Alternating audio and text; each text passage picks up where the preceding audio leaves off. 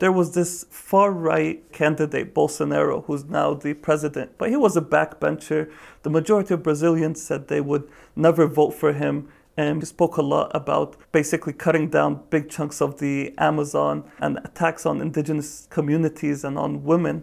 That's Fadi, an activist and campaign director at Avaz, a platform where 62 million activists gather online to push for change.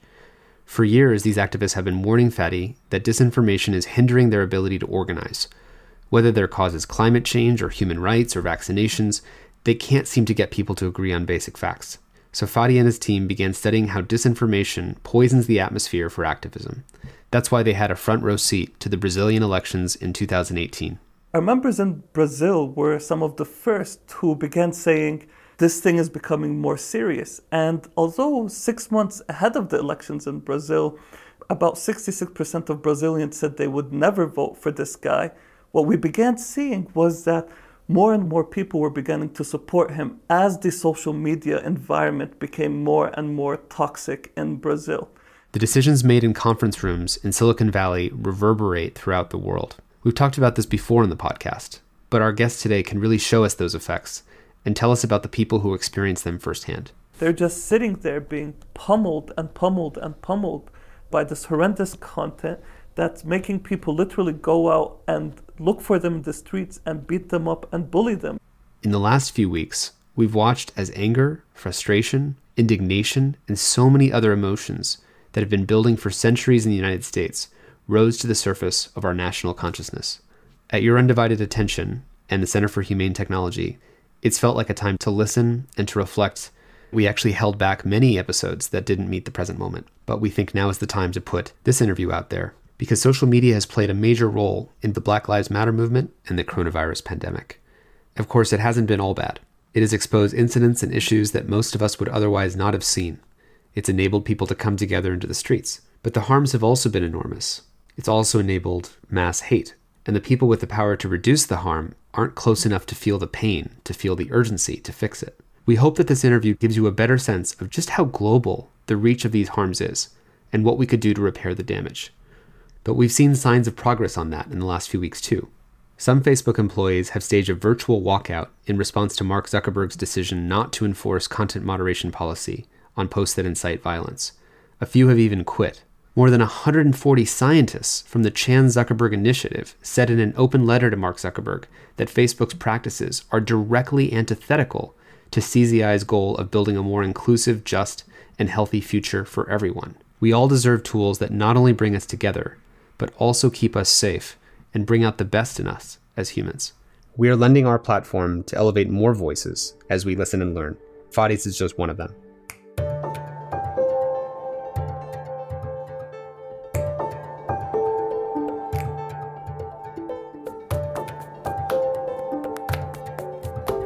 I'm Tristan Harris, and this is Your Undivided Attention.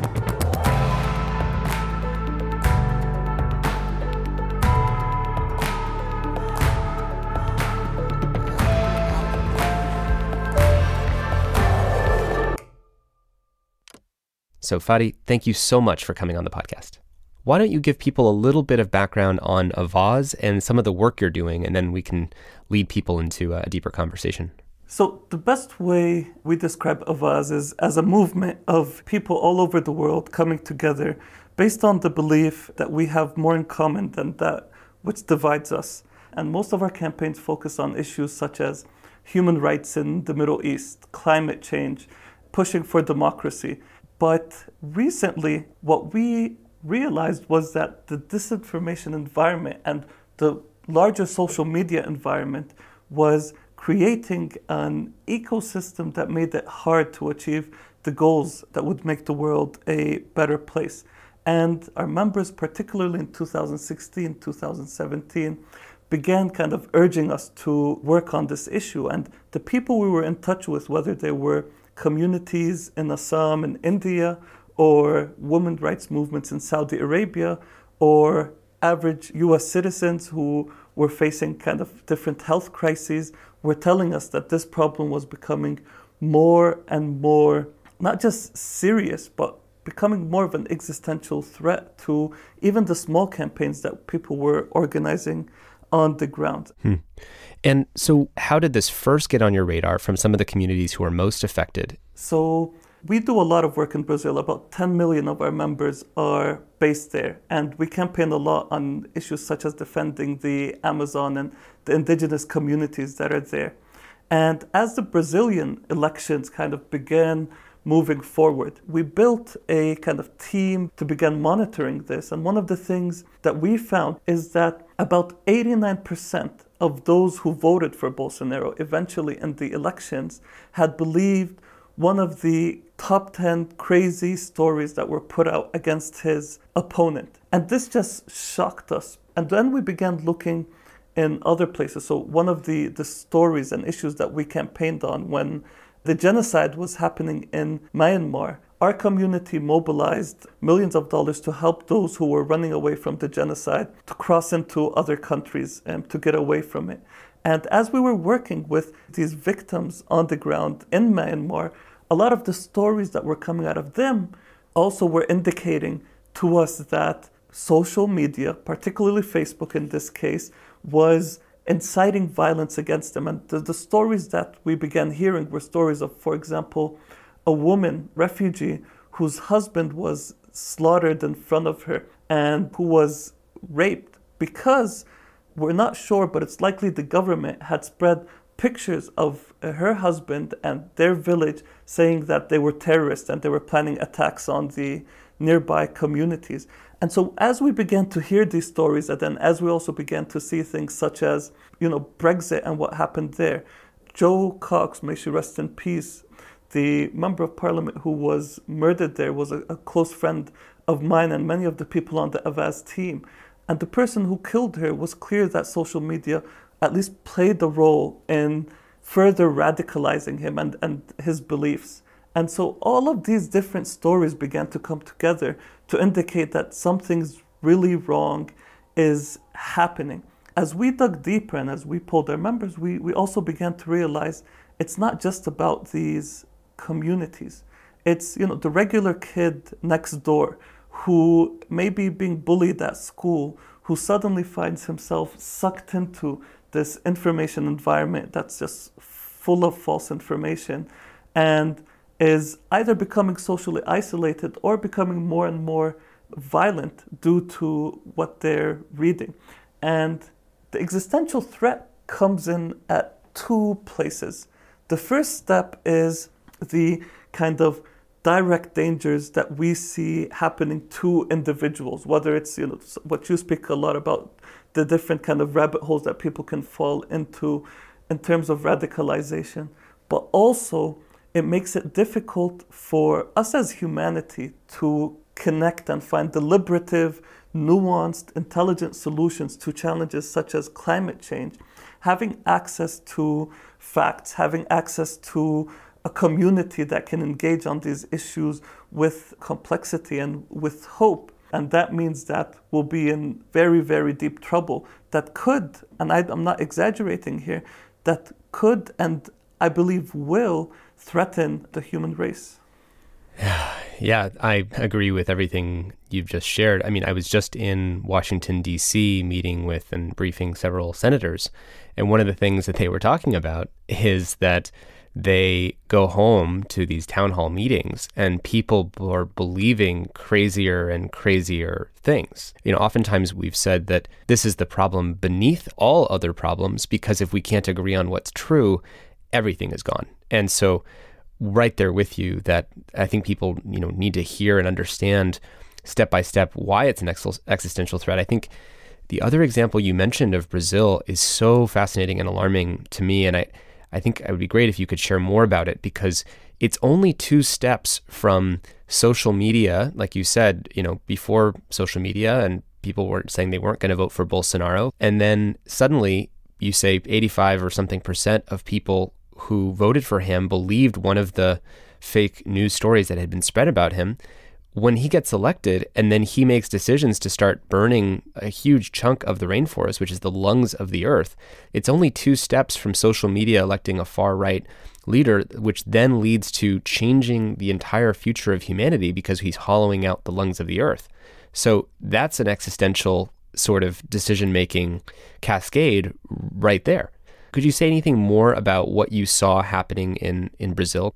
Yeah, definitely. We built this kind of small team of elves, and we just began collecting what was spreading on social media and flagging the different pages and actors that were spreading it. And we realized very quickly that this was coordinated activity by these malicious actors, by Bolsonaro and of his allies, and more importantly, that their abuse of the algorithm was in itself then being amplified by how the algorithm is already built, whether it was Facebook or YouTube, which also played a big role. And essentially, the narrative slowly began to shift in the country. One thing they often teach in like political science classes is in any elections, people at max can remember 3 things about the candidate that's running. So if you can just basically stick one negative idea into a voter's head about a certain candidate, you can shift their voting behavior. And if you can then also shift the narrative of the elections, what the elections are about, then you can win that election. And first of all, we began flagging some of these pages to Facebook and other social media platforms. The pages that they took down that we flagged had about 12.5 million views. And for an election in Brazil, that's significant. But then we wanted to see, does this social media environment actually influence elections? So we ran this poll. We chose the most viral stories that had been flagged by fact checkers in the country. And then we just asked people, of these stories, did you see any of them and did you believe any of them? And it was a shock to us that the voters in Brazil that voted for Bolsonaro, of that subset, 89% of them had believed at least one of those fake news stories. We also found that WhatsApp was being used to then spam people with this disinformation. And it's important to understand how these different platforms, Facebook, WhatsApp, Twitter, YouTube, interact with one another, where these actors are so sophisticated that they can use Twitter to test very quickly what memes catch on, what disinformation catches on. And then they can move that to other platforms such as Facebook, create groups and saturate them with the most effective memes and have them share them across society. And then they can use kind of WhatsApp when those memes are, let's say, caught by fact checkers or downgraded to further spread them into society. And you create this vicious loop that in the end will allow for dictatorial leaders such as Bolsonaro, people who have these far-right beliefs, to win elections. And I think the next important step here that we need to discuss is how these platforms become the best weapons for bullies. If any bully who would want to design a platform where they can bully kind of the most marginal, the weak, the average person, these platforms are just the best tool to do that, because they can use tactics such as censorship through noise, such as threats, such as outrageous content, and to just keep slamming people with it until basically you have this kind of triggered reaction from people where they either become despondent, depressed, they don't feel they can impact politics, they don't believe in institutions, they believe everybody's corrupt, or you move them towards the direction of becoming more and more radical, far-right, and extreme. And if you do that to a society and you end up getting a leader of one of the basically the most important country in Latin America, Brazil, to then move on policies such as taking down the rainforest, the Amazon, or attacking women's rights, or attacking indigenous communities, then the society begins to slowly collapse. Unless we, of course, act together to break this kind of hold and rebuild things in a more hopeful way. So why are some of these places more vulnerable to this? I think people, coming from a Western audience where we have reasonably functional institutions, many different media sources, paint a picture of what might be different in some of these places with regard to the strength of institutions or how much their media is really impacted by social media. Yeah, so an important caveat to my answer here is that, and I want to keep re-emphasizing this point for our listeners, is we're all vulnerable, because there's this assumption that, disinformation toxic social media is more harmful in some places than others, or a lot of the listeners may be like, yeah, but I would never fall for that, I would never fall for that fake news.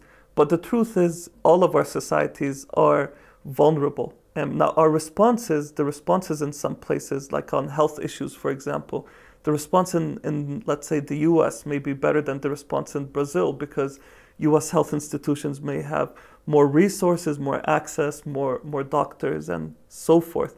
But in terms of vulnerability to it, I think what we're seeing across the globe, firstly, is that a lot of the news, of course, environment where people get their news from, especially younger and younger generations, is coming through social media, because that's where people are spending a lot of their times. But in Brazil specifically, Brazil actually has a relatively healthy media environment. It's not as bad as a place like Myanmar, where you would have like government-controlled, basically, media. But in Brazil, what you do have is cases of corruption that were in the news consistently, where people didn't trust their politicians. That trust was broken already because of the mass scale of corruption that was being reported on. So people began to just look and want to engage the news from other sources, whether that be YouTube or Facebook, the average person in your community and what they post. And that becomes dangerous when people make the wrong assumption that our politicians and our media is fully corrupt. They kind of extrapolate from cases to define the whole environment that they're in as fully corrupt. And then they make the wrong assumption here, is that they make the assumption that what we're seeing on Facebook, what we're seeing on YouTube, is the truth. And what will happen then there is, and Tristan, you speak a lot about it, this is when people began to use these platforms more and more, the kind of recommendation algorithm, the news feeds, began to move people towards, because of the addictive model, towards more and more kind of outrageous and radical models.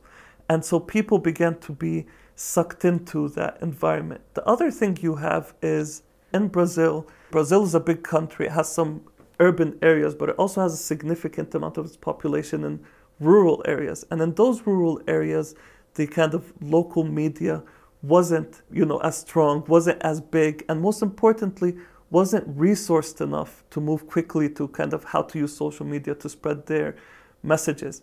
And that created the dynamic there where you can imagine, I'll give you a story here. There's a woman whose name is Fabiana de Jesus. And there was a fake news story spreading about a woman in one of the villages in Brazil who was kidnapping children and hurting them. And there was a sketch of this woman. And the story went pretty viral in this community. And one of the guys saw this mother of 3 walking down the street, and he felt that she looked just like the picture of the woman that was spreading on social media. And she was murdered. She was beaten to death in the street. And because you don't have in those communities an effective police force that could quickly engage and shut down this type of fake news media, because you have this belief that the official media is wrong and what we see on social media is right, it led to the death of this mother. What's happening now, even in the US, as we look at the US political environment, is pretty similar in terms of how people are engaging with some local, fake websites or fake local news sources, believing it more than they believe, there's this attack on like the official media, fake news, all that type of rhetoric. And they're beginning to believe these fringe outlets that are moving people more and more to the extreme. It's interesting because we talk often about the power of social media to generate Me Too movement or, positive social activist campaigns, Black Lives Matter. Even Avaaz is obviously a organization that uses social media to try to generate positive change. And I think an issue that comes up often here is the temptation to say, well, there's all these goods, and then, there's all these bads. And then we kind of throw our hands up and say, well, I guess we just don't know.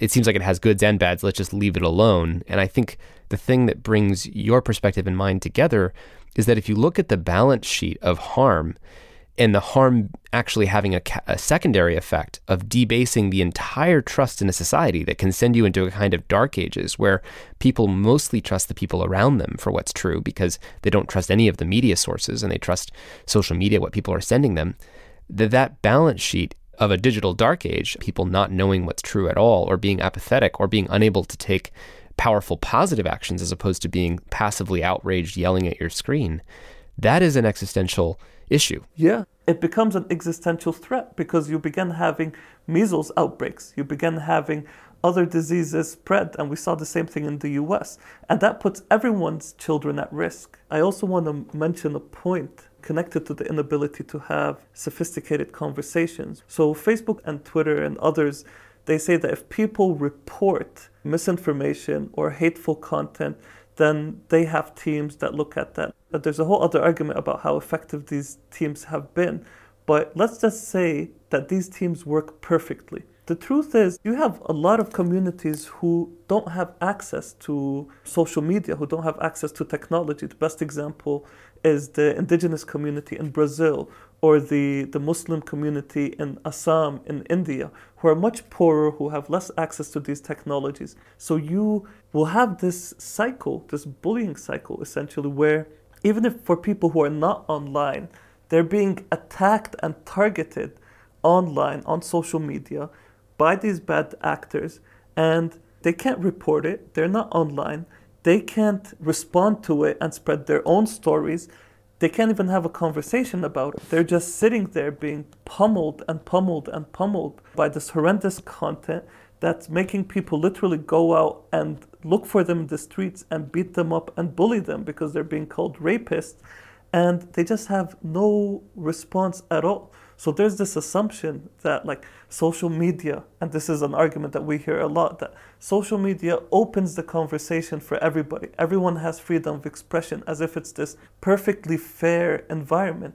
But it's actually skewed. Not only is the algorithm skewed, but the privilege of being on social media is skewed, and it's skewed to benefit bullies.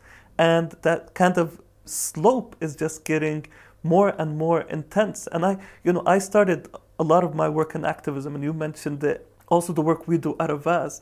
When I started organizing online in 2011 around the Arab Spring for nonviolent protests, I remember, being arrested by the intelligence here, and they took me in and they made me open my laptop, and they said, "You're going to delete this Facebook event now." They had no clue what Facebook was, but they were like, "You need to delete it." And I realized they didn't know what they were talking about at the time. So I said, "You can't delete an event on Facebook. That's impossible. I'm sorry."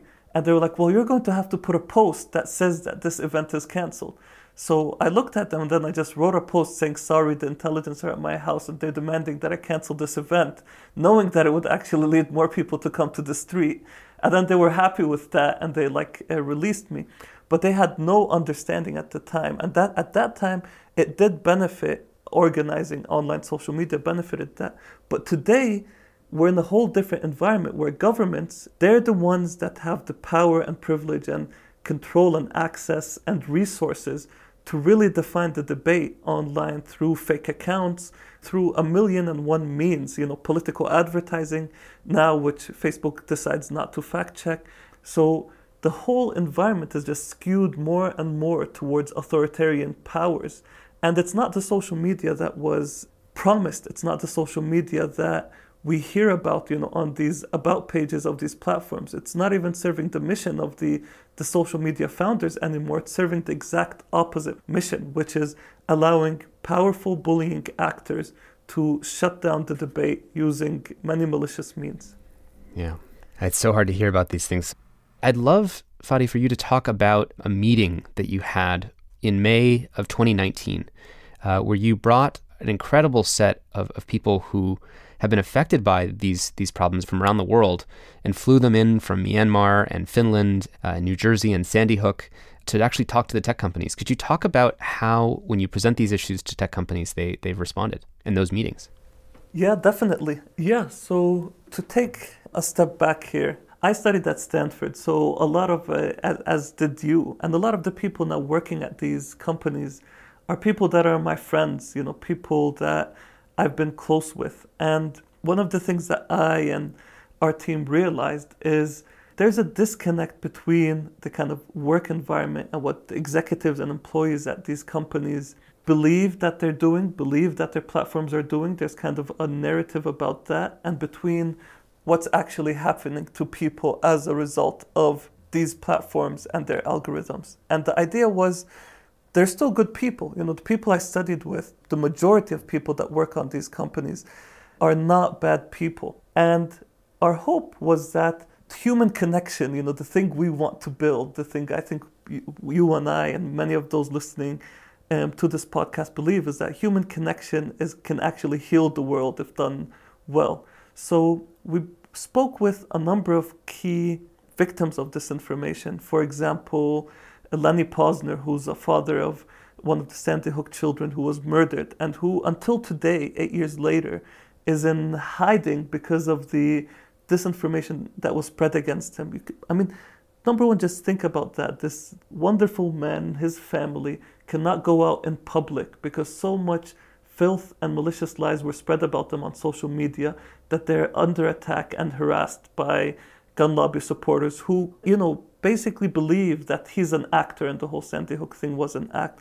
And he has a powerful story. We spoke with a leader from Burma, from the Rohingya community named Toon Kin, Jessica Aro, who's a Finnish journalist who uncovered Russian disinformation and became the victim of troll attacks and threats on the street. Ethan Lindenberger, who is a wonderful, wonderful young man, high school student, whose mother believes in anti-vaccination theories and who has tried to convince her to vaccinate his brother and their family, but she's been sucked into that toxic environment. And we brought this group together and we said we're going to go and meet with executives at these companies and product designers and engineers. And when we walked into the room and they just shared their stories at Twitter, Facebook, Google, people in the room were in tears. You could see them shaken to the core by what they were hearing.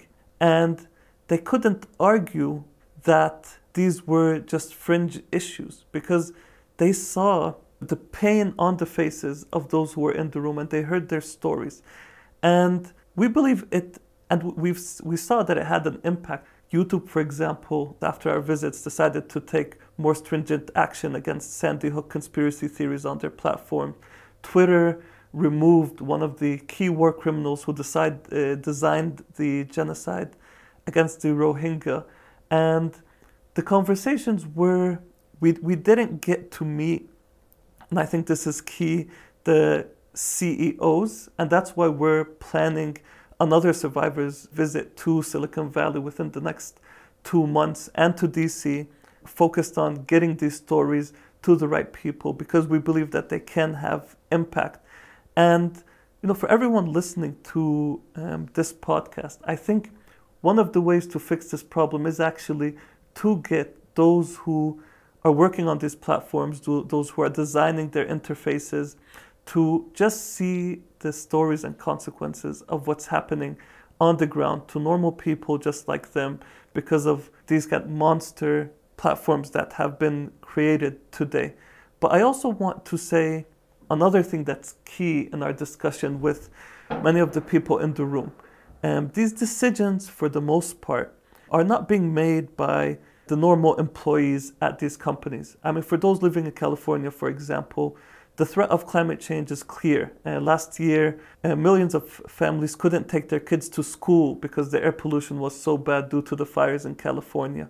So people not only understand this threat, they feel it, they know the danger, and they want to do more. They want to make sure that the companies they work at do more. They don't want to be a part of the problem, they want to be a part of the solution.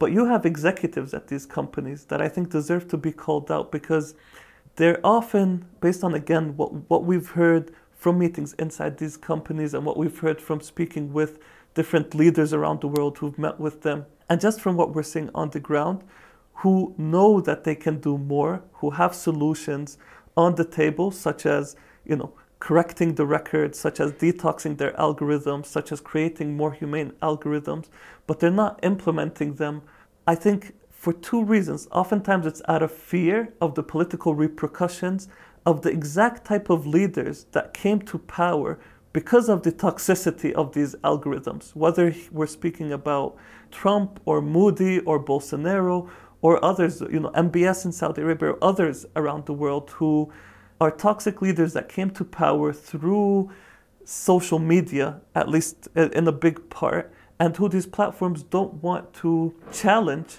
largely because they may be afraid of antitrust action, or because they may have certain people within the executive suite at the company who share certain interests with these leaders.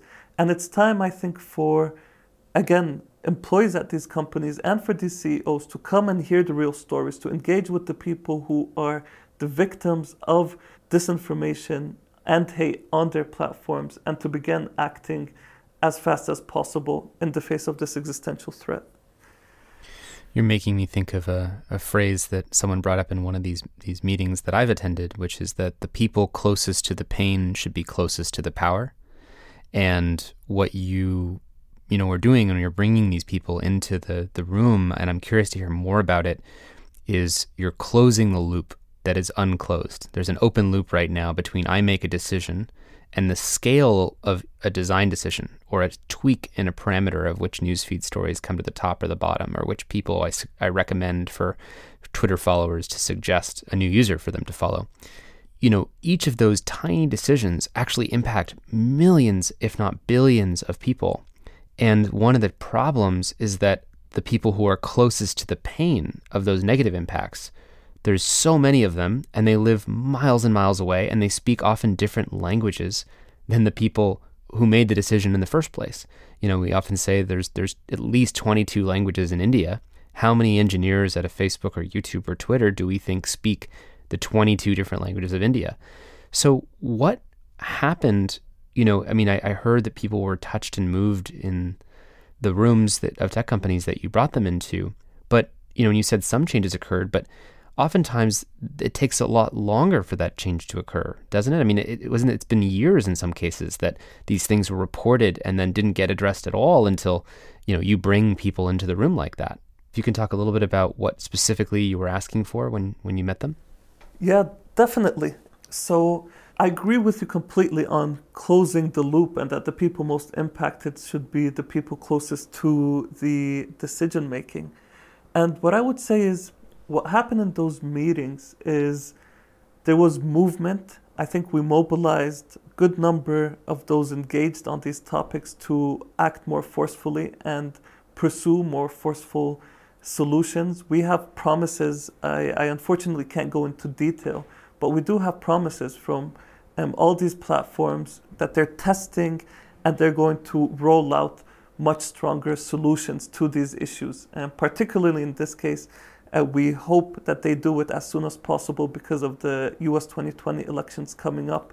I wish I could say more, but we did get promises. But you're right that so far not enough has been done. And our key asks in those meetings revolved around two main goals. The first is what we call correcting the record. And the idea here is that when a person is targeted with disinformation, with false or misleading content, and that's flagged and fact-checked by independent fact-checkers, the platform should alert everyone who was targeted with that misleading content to say, sorry, but you viewed harmful or misleading content or disinformation, and then provide them with sophisticated links, because it's important here not just that you provide a one-line correction. It's important here that you provide sophisticated, well-designed corrections that will engage people and be memorable.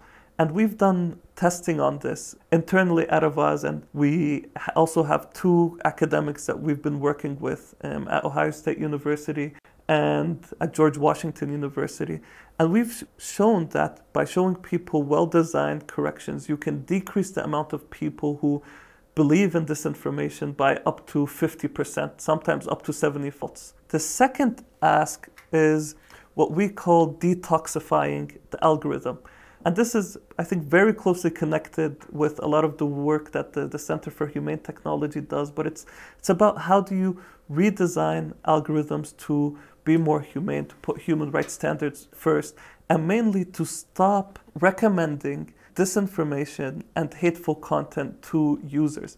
And so, for example, with YouTube, one of the key things we think YouTube could implement today is if there's a channel on YouTube that is spreading, let's say, climate denial misinformation. And this channel is consistently spreading this misinformation. Our research found that YouTube is actually recommending, it's sending millions of people to these types of videos that then make it hard to reach climate policy. But what YouTube can do to, at least as a first step to detox its algorithm, is if a channel is found, let's say there's a 3-strike rule. So a channel is found 3 times to have shared misinformation content that is harmful to society with the purpose to mislead people.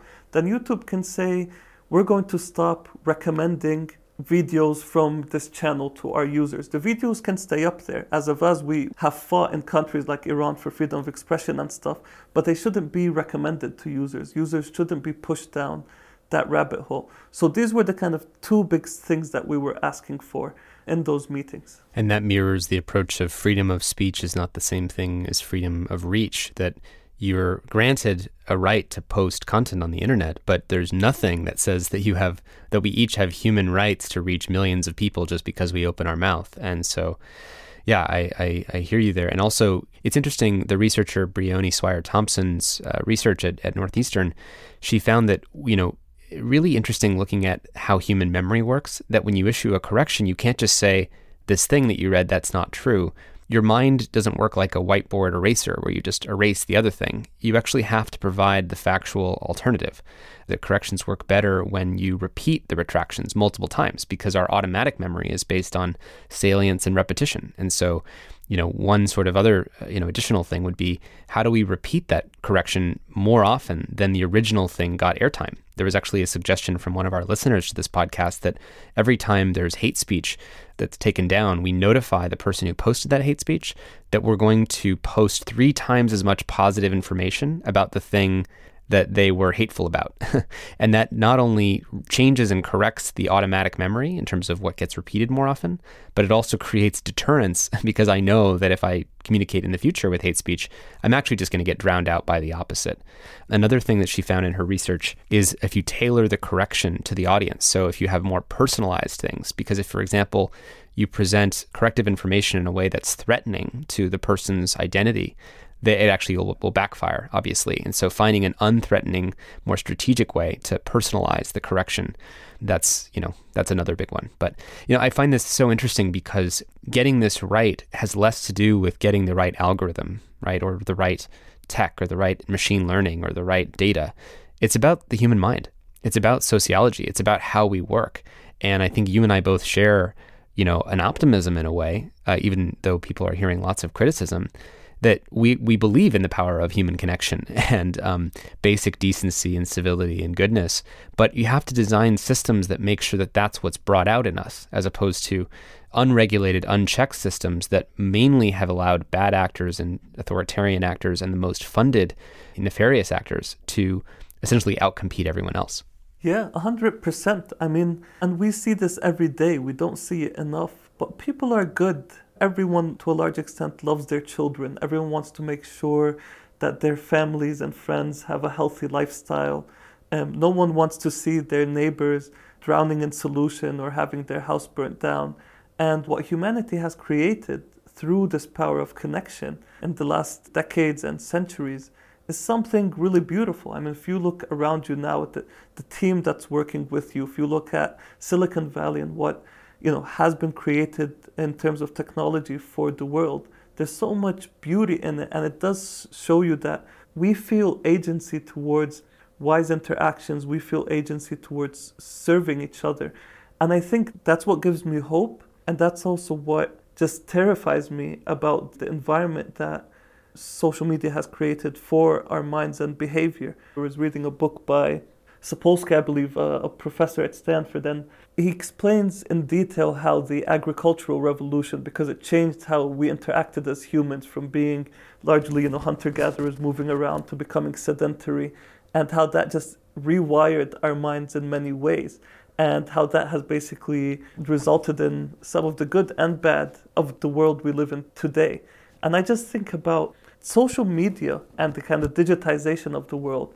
It's kind of like a modern form of the agricultural revolution, something that's just really transforming the pathways of human connection. It's transforming the ways people engage. It's transforming the way people move and talk to each other. And I think we are not even aware of like 5% of the actual consequences that this is going to have on our future. How is US politics going to look like 20 years from now, where this generation is just saturated by this type of content? It's terrifying to think about that because it's so unpredictable, but the small amount of data we already have now does not show a pretty picture. And I do feel, based on the meetings when we brought the survivors into the different offices in Silicon Valley, based on a lot of the just communities we work with around the world, from high-level politicians to indigenous communities across Africa and South Asia and so forth, I do believe that there is hope in creating a better world, but I think that hope is quickly being diminished by the social media environment that we have today. And it's on all of us, for everything that we care about, to fight back against this and stop it before it's too late. Yeah, I couldn't agree more when I think about the impact on the next generation. Everything I just heard from the psychology professor about the quality of students' thinking and the cognition, and the conversations with the U.S. senators saying they're answering to more and more crazy and extreme constituencies. There's just less high-quality conversation, less nuanced thinking, and that is debasing whether democracy has a future. It's a form of government that is based on a strong, sovereign mind, a powerful mind, critical minds, and conversational and open-minded minds.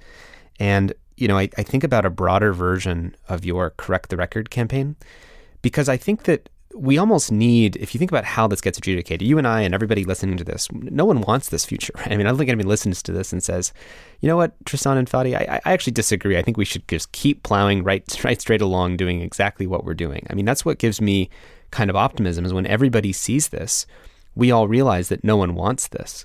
And yet the question is, how do you reverse out of what is, in my mind, a 10-year-long hypnotic trance of artificial polarization, of artificial loneliness and conditioning of children's minds in a certain way?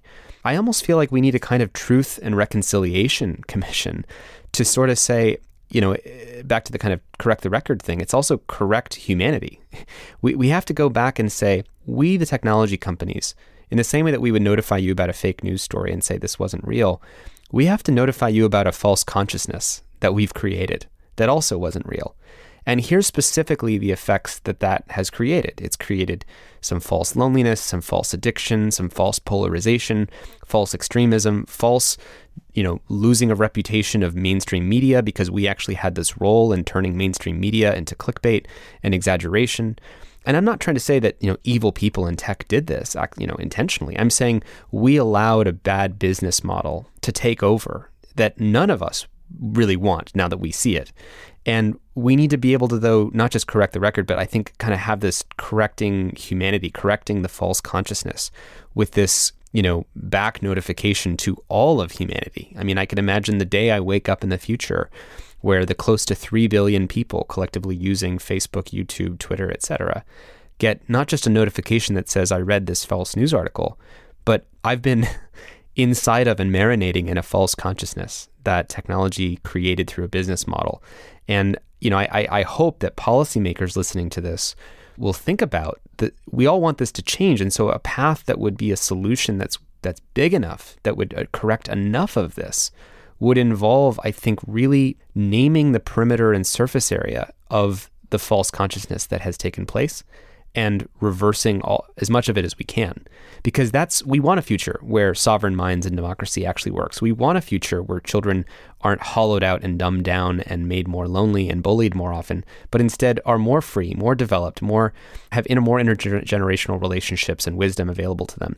And technology could do all of those things if we actually flip it around in a radical enough way. And that's, I think, with both of our work, it's like, how do we, have campaigns that don't just try to stop the bleeding as it gushes out in more and more places where death by 1,000 cuts, but how do we actually kind of transform the solution to just mass healing from what's taken place? And I'm just curious if you have any thoughts on that, or other things that you wish policymakers or others would do to help us kind of get back to a stable and sane place again.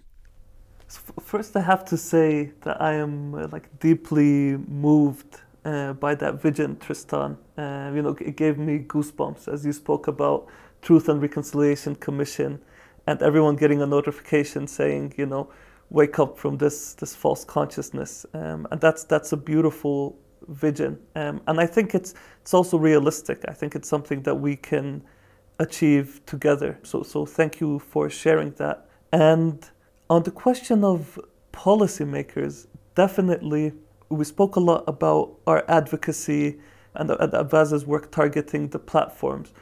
But the truth is, we hope that they act. We give the fact that they actually do act less than 50% chance. And that's why a big portion of our advocacy is now targeting policymakers and decision makers to create smart, deliberative regulations that allow for more transparency, that can hold the platforms accountable for the type of content that they are amplifying, and really create an actual living, breathing type of Truth and Reconciliation Committee that starts fixing these problems one policy at a time. And I think we speak about this at a pivotal moment, probably a tipping point, where we have a small window of opportunity.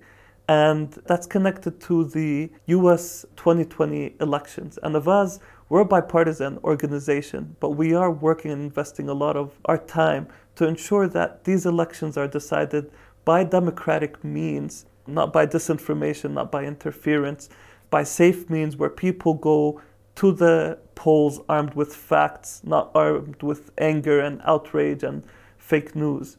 And that is an important step, because if that happens, if democracy actually wins in these elections, then it will open the door for creating the type of policies, whether that means instituting a transparency parameter that allows for detoxing the algorithm, or makes it necessary that platforms for viral disinformation content provide a correction for the record.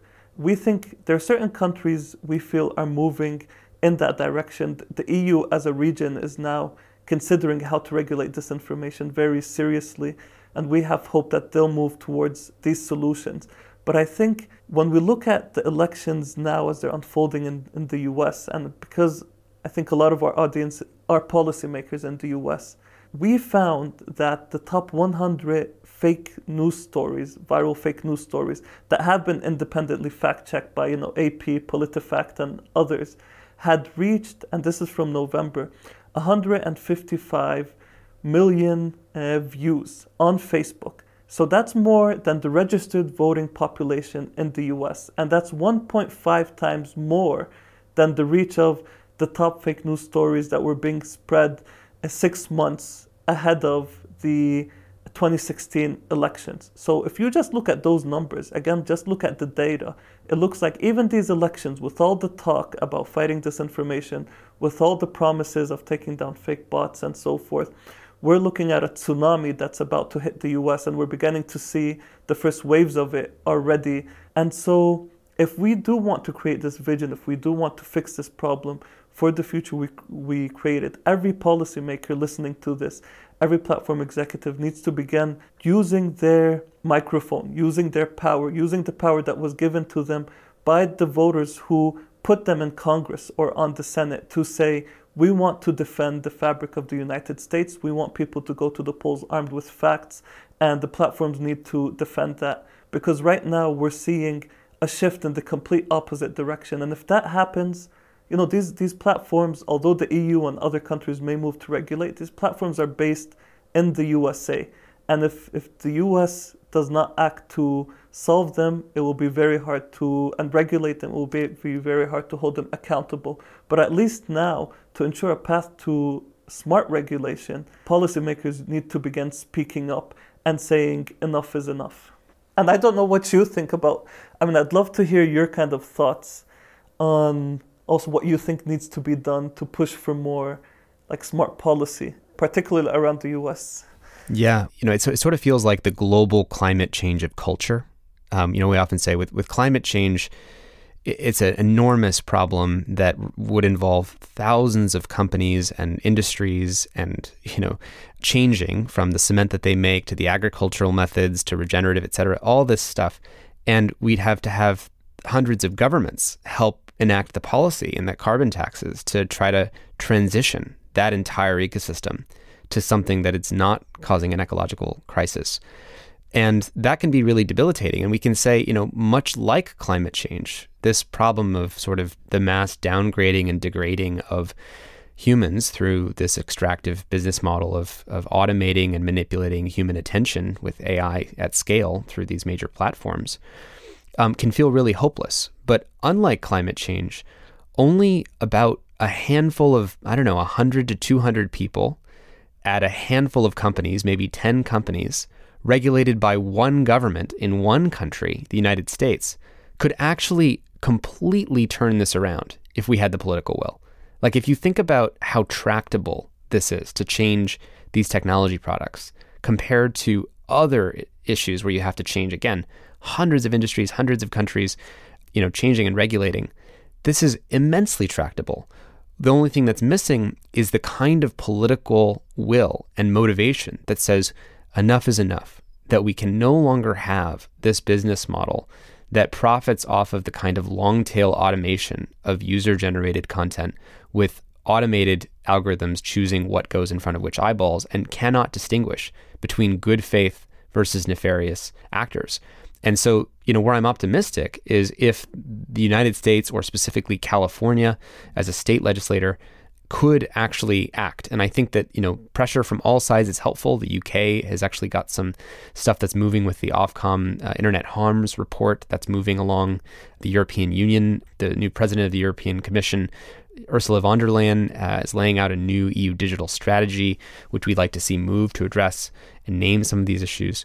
But, really, why not do it right here where the companies are located and where we have the most power and influence? And I think what we have to do is create a vision that everybody loses in this world if we keep letting it going. It's not that one political side wins and the other side loses and there we go, we can dominate and then carry out the future. It's actually that this win-lose game being played over the minds of everyone, and with the most powerful country on earth here in the United States with nuclear weapons, is actually debasing the viability of that country. And I would say that the US government is already a puppet or shadow government of the forces of polarization, disinformation that have already been sown by these companies. And what we really need is this kind of, I think a policy that, again, meets the scale of the problem. Something like not just correcting the record, but correcting humanity. And having that kind of mass truth and reconciliation for what has happened. Again, not to angrily blame evil people at tech companies, because that's not the case, but to actually say none of us wanted this to happen with this business model, and no one profits or wins from the next generation of children being harmed in the ways that they're harmed by bullying, depression, teen suicide increases, all of those kinds of things. So, I think the future of our lives and of humanity really depends on actually a not even very complicated set of actions, but just simply having the political will that everybody, loses if we don't act. And I think when you paint a picture of omni-lose-lose, that everybody loses by continuing on with this business model, that's the kind of representation we all need to see is down the road if we don't change. It's not a matter of, Fadi and Tristan want our way and other people want the other way. It's about the viability of human civilization. And I hope that through, your amazing advocacy, and people should really check out the petitions and campaigns that you're running on, is it avaz.org? That, people back and support the work that you're doing, and that we continue working together to make this change happen, because each one of us has, a role in making it happen. And I just couldn't be more grateful for the fact that there's not that many people out there working on this. There's not that many people who have spoken up about it. And there's certainly almost no one that I know who's actually done the specific work you've done by bringing the people closest to the pain, closest to the power. And so I just want to thank you so much for coming on the podcast and for sharing all of your insights and knowledge with us today.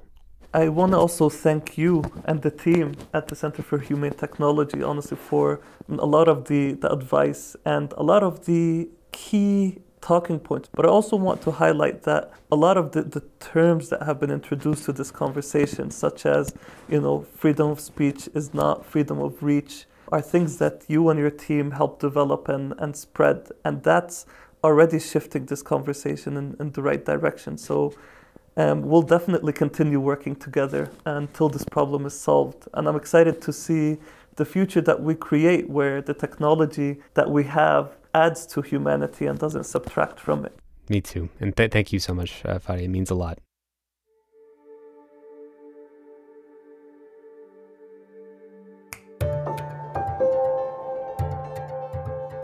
Your Undivided Attention is produced by the Center for Humane Technology. Our executive producer is Dan Kedmi, and our associate producer is Natalie Jones. Noor Al-Samurai and Mara Cardis Nelson help with the fact-checking. Original music and sound design by Ryan and Hayes Holiday, and special thanks to the whole Center for Humane Technology team for making this podcast possible. A very special thanks to the generous lead supporters of our work at the Center for Humane Technology, including the Omidyar Network, the Gerald Schwartz and Heather Reisman Foundation, the Patrick J. McGovern Foundation, Evolve Foundation, Craig Newmark Philanthropies, and Knight Foundation, among many others. Huge thanks from all of us.